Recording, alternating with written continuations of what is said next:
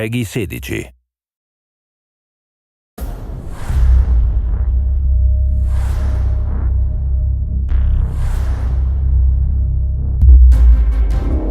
The opportunity to work in the Batman universe is a real privilege.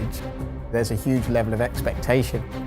You want to create something that stands up with all of this other great fiction and Batman lore that's been told over the years. It was such a great concept of Batman being victimized by all the characters. The potential for conflict was limitless. You will die. I think the stakes are much higher here. Joker has a lot less to lose. He was sick in the head before, but now his body is sick as well. I've just had a horrible thought. We could both actually die here tonight. The whole series is kind of like living in this crazy, dark world where you don't really know who's really a good guy anyway. You must show you are willing to take a life. It's got a really fantastic, gritty flavor to it. This game is totally badass. Writing a story for a game is completely different, I think, to writing a story for a film.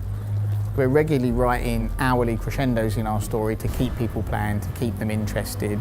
And then obviously the long-term story arc, you know, Batman's poisoned, what's going to happen, he's dying, Joker's dying, where's this going? If you wanted to be cured so badly, you only had to ask. The great thing about Batman's Rogues Gallery is that everyone's a bit different, everyone's out for their own end, and all those things they're trying to achieve are slightly different. Bring out the defenders!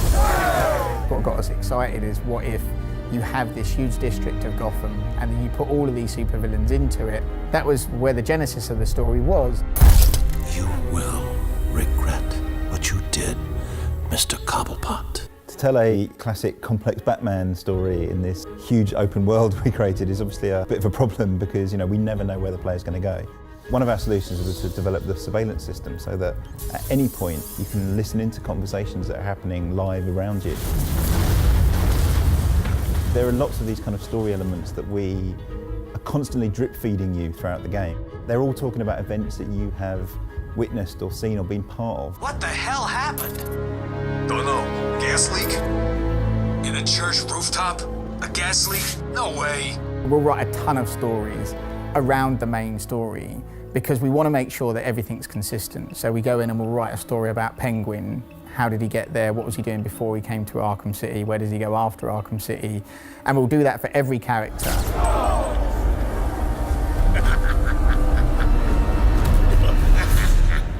We always thought Penguin was going to be, you know, a hard character to put in our game, you know, because traditionally, you know, he's this little guy, monocle, top hat, which, you know, looks great drawn, but when we put him in 3D, it just wouldn't have worked. Our very first conversation on Penguin was, you know, we should make him this kind of Cockney gangster.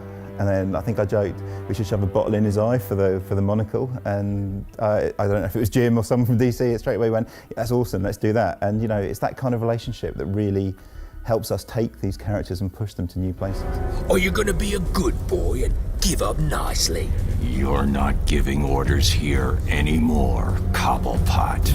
Anyone who's finished Arkham City will know that, you know, it doesn't end well for Harley Quinn, and you know, she's now got a bit of an axe to grind with Batman. Surprise, B-Man! With the DLC, it's enabling us to tell the story of Harley Quinn's revenge that follows shortly after the events of Arkham City. The player actually switches roles between Batman and Robin, the two kind of working cooperatively. You're late, Batman. Late, late, late. We spent so long working on the mechanics, working on how to tell stories, building the characters, you know, building this playground. We could almost be more ambitious and create a storyline that ties up loose ends and really makes sense in our universe.